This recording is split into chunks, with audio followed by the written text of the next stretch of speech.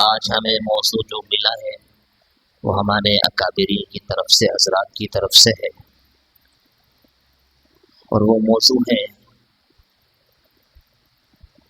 خلیفہ ثالث امیر المومنین سیدنا عثمان بن عفان ذو النورین رضی اللہ تعالی عنہ، ان کی کچھ سیرت و ان کی منقبت کو آپ کے سامنے رکھا جائے، کیونکہ وقت بالکل مختصر ہے، اس میں تھوڑی سی آپ ایک دو باتیں آپ کے سامنے کروں گا ان کے حوالے سے، کیونکہ گزشتہ 26 اپریل کو ان کے حوالے سے بدترین گستاخی کی گئی ہے،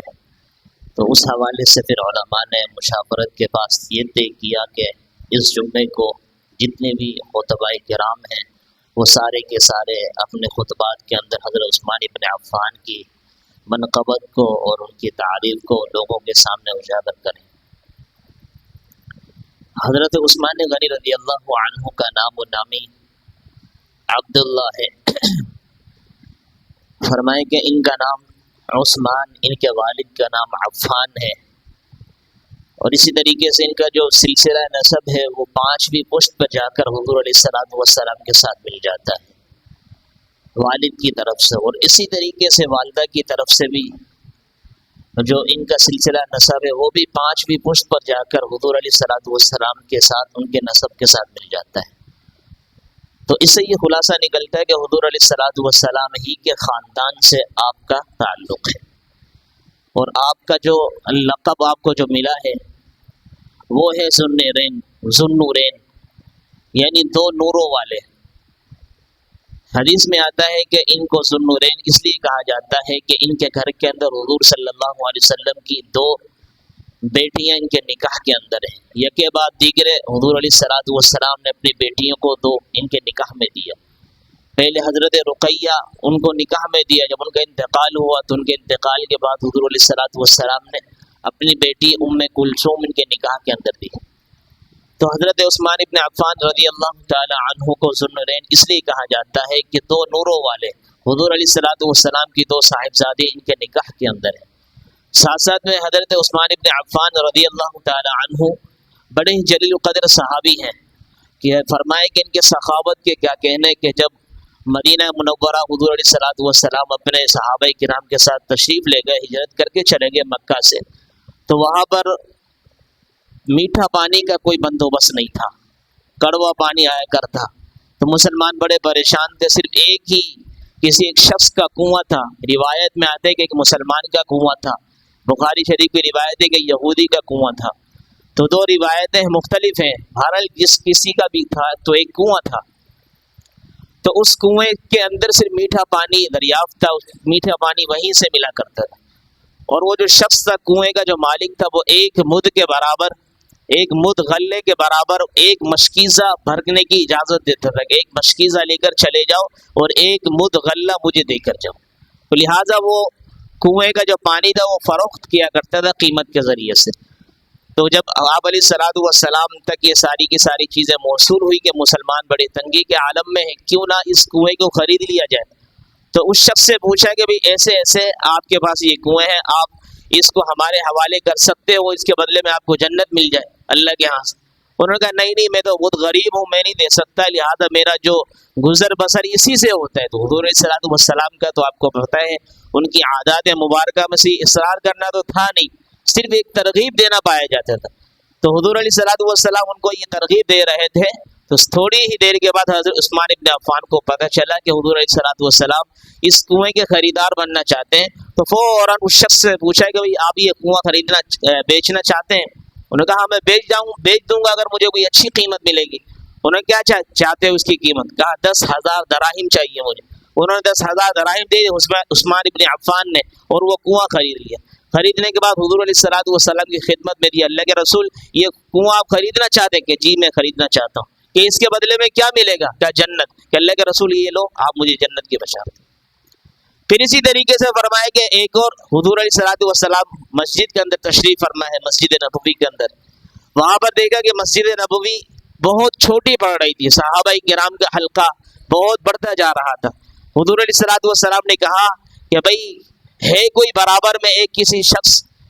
کا گھر ہے انصاری صحابی کا کہ وہ انصاری صحابی مجھے یہ جگہ دے دے اور مسجد نبوی کے ساتھ ہم اس کو ضم کر دیں ملا دیں اور مسجد نبوی بڑی ہو جائے گی، لہٰذا ہمیں عبادت کا اچھا موقع مل جائے گا بڑی جگہ پر، تو ہے کوئی جو اس کو وقف کر دے اور اس کے بدلے میں جنت لے لے؟ تو صحابی نے بھی کہا، انصاری نے کہ اللہ کے رسول میرے پاس اس کے علاوہ کوئی نعم البدل نہیں ہے، اگر ہوتا تو میں ضرور دے دیتا۔ تو عثمان ابن عفان کو پتہ چلا اللہ کے رسول ایسے ایسے جو بندہ آپ کو یہ جگہ دے دے اس کے بدلے میں کیا ملے گا، کہ عثمان اس کو جنت ملے گی۔ کہ اللہ کے رسول میں اس کو ان سے پوچھے کہ کتنے کی آپ یہ زمین بیچو گے؟ کہا 35,000 دراہم کی، کہا 35,000 یہ لو اور یہ مجھے زمین دے دو۔ حضور علیہ الصلوۃ والسلام کی خدمت میں یہ زمین انہوں نے لے لی۔ اندازہ لگاؤ یہ سخاوت کے عالم تھا۔ اور بالکل ایک روایت میں تو آتا ہے اللہ کے رسول علیہ الصلوۃ والسلام نے ایک جنگ کے موقع پر پوچھا کہ کون ہے بھائی جو اتنے اونٹ دے اور جنت مجھ سے جنت کی خوشخبری لے۔ ایک نوجوان کھڑا ہوتا ہے کہ اللہ کے رسول ایسے ایسے میں آپ سے جنت کی خوشخبری لینا چاہتا ہوں اور یہ 100 اونٹ آپ کی راہ میں دینا چاہتا ہوں۔ لوگ دیکھتے ہیں آنکھیں اٹھا کر یہ کون ہے، نظر آتے ہیں عثمان ابن عفان کھڑے۔ پھر اللہ کے رسول نے فرمایا کہ اسلحے کی ضرورت ہے، کون ہے جو اتنے پیسے دے اتنی رقم دے؟ پھر ایک نوجوان کھڑے ہوتے ہیں، سارے کے سارے نظریں اٹھا کر دیکھتے ہیں تو حضرت عثمان ابن عفان نظر آتے ہیں۔ روایت میں آتے 7 مرتبہ حضرت عثمان بن عفان کھڑے ہوئے اور اللہ کے راہ کے حقاً دیتے چلے گئے۔ پھر آخر کے اندر حضور علیہ الصلوۃ والسلام کو یہ کہنا پڑا کہ ما ضر عثمان ما عمل بعد هذا اليوم، کہ عثمان آج کے بعد اگر تجھ سے کوئی خطا بھی ہو جائے اللہ تعالیٰ اس خطا کو خطا شمار نہیں کرے گا، تجھے معاف کر دے گا۔ یہ حضرت عثمان ابن عفان کے کمالات ہیں۔ یہ تو مختصراً آپ کے سامنے بات رکھ رہا ہوں، خدا کی قسم کہ 250 صفحات پر ایک چھوٹی سی کتاب مورخ لکھنے والے کتابیں بہت ہیں، لیکن ایک چھوٹی سی کتاب حضرت استاد الیاس گھمن صاحب نے لکھی 250 صفحات پر مشتمل ہے۔ 250 صفحات کے اوپر بھی لکھنے کے بعد فرماتے ہیں کہ ابھی بھی ان کا حق ادا نہیں ہوا، بہت زیادہ چیزیں باقی ہیں ابھی بھی۔ تو مختصر وقت میں حضرت کا کیا منقبت کو آپ کے سامنے بیان کیا جائے، البتہ پتہ یہ چلتا ہے کہ رضی اللہ عنہ ورضوا عنہ، اللہ ان سے راضی، وہ اللہ سے راضی ہو گئے، لیکن اس کے باوجود وہ ایک کیا بتائیں کہ ظالم اور ذلیل انسان یاسین قادری نامی شخص ان کی بدترین گستاخی کرتا ہے کہ جنگ احد کے اندر نعوذ باللہ وہ بھاگ گئے، انہوں نے صحابہ کرام کو چھوڑا، رسول اللہ کی بات کو نہ مانا، اس لیے ان کو شکست ہوئی۔ اس طرح کی عجیب بے دردی کے ساتھ الفاظ کی مذمت تو نہیں کی جا سکتی، مرمت کی جانی چاہیے تھے شخص کی جو صحابہ کرام کی اتنی بے دردی کے ساتھ گستاخی کرتا ہے۔ اللہ کے رسول صلی اللہ علیہ وسلم نے اس غزوہ احد، جنگ احد کے اندر حضور علیہ الصلوۃ والسلام نے کہا کہ کچھ تیر انداز جو ہیں، یہ جو جنگ احد یہاں پر ہو گیا، پہاڑ جو احد کا ہے اس کے اس درے پر کھڑے ہو کر تیر انداز مقابلہ کریں گے، یہاں سے اپنی جگہ کو چھوڑنا نہیں ہے۔ ان میں حضرت عثمان ابن عفان بھی تھے۔ جب دیکھا انہوں نے تیر اندازی کی خوب اچھی طریقے سے، کفار کو صحیح للکارا اور مارا، کفار سارے بھاگنے پر مجبور ہو گئے۔ پھر انہوں نے دیکھا کہ شاید کہ جو مقصد تھا وہ حاصل ہو چکا ہے، اب یہ کہ مال غنیمت جو اس کو اکٹھا کر کے اب ہم کام ہمارا مکمل ہو چکا ہے۔ سب انہوں نے اس طرح کے مال غنیمت کی طرف لپ کے مال غنیمت کو جمع کرنے لگے، پیچھے سے پھر دشمن نے حملہ آور ہو گیا،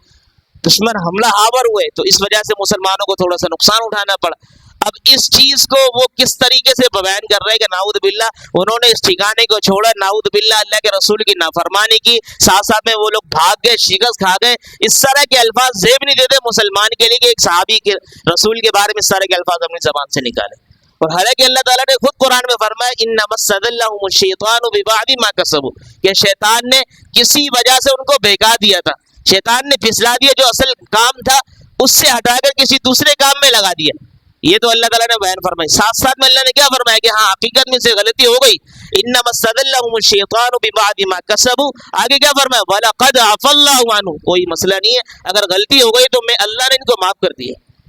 جب اللہ معاف کر دے ان اللہ غفور الرحیم، تو اللہ تعالیٰ جب معاف کر دے مجھے اور آپ کو کیا حق بنتا ہے کہ ہم ان کے اوپر زبان درازی کریں؟ جو بندہ اس طرح کی زبان درازی کرتا ہے اس کے بارے میں جس طرح کی طاقت ہو سکتی ہے زبان سے، اپنے لکھائی سے، قلم سے، اپنی طاقت سے، اپنی کسی بھی حوالے سے، دل کے اعتبار سے وہ آدمی قوت کو اپنائے کہ زبان سے ہم اس کی مذمت کر سکتے ہیں، اس کو برا بھلا کہہ سکتے ہیں، اس بندے کے حوالے سے لوگوں کو بنا سکتے ہیں کہ یہ بڑا بدترین گستاخ ہے، ایسے لوگوں سے بچا جائے۔ یہ طرح طرح کے فتنے رونما ہو رہے ہیں۔ آپ کو معلوم ہے کہ ابھی فلسطین اور غزہ کا بڑا حساس معاملہ چل رہا ہے، اس مسئلے کو دبانے کے لیے اس طرح کی سازشیں کی جاتی ہے. کسی نے ان کی فرمایا کہ مقدس شخصیات کو چھیڑنے کے بعد یہ سارے کے سارے سر متوجہ ہو جائیں گے اور یہ جو ان کا اصل مسئلہ چل رہا ہے پیچھے فلسطین اور غزہ یہ دب جائے گا. حالانکہ مسلمان الحمدللہ ہمارے اکابرین کی جو سوچیں، ان کے افکار، ان کے خیالات بہت بلند اور بالا ہیں. اس حساس وقت کے اندر بھی انہوں نے بڑی سمجھداری کا مظاہرہ فرمایا اور بہت ہی اچھے مشاورت کے چاہتے تو پورے ملک پاکستان کے اندر احتجاج کر سکتے تھے، لیکن نہیں کیا. ہمارے جو حکمران ہیں ان کو جھنجھوڑنے کے لیے مشاورت کے ساتھ کانفرنس کر کے ان کو بتلایا کہ دیکھو یہ مسلمان جو ہمارے مسلمانوں کی شخصیات ہیں، صحابہ کرام، ان کی بے دردی کے ساتھ یہ گستاخی کی جا رہی ہے اور براہ راست لائیو چلایا جا رہا ہے، اس کو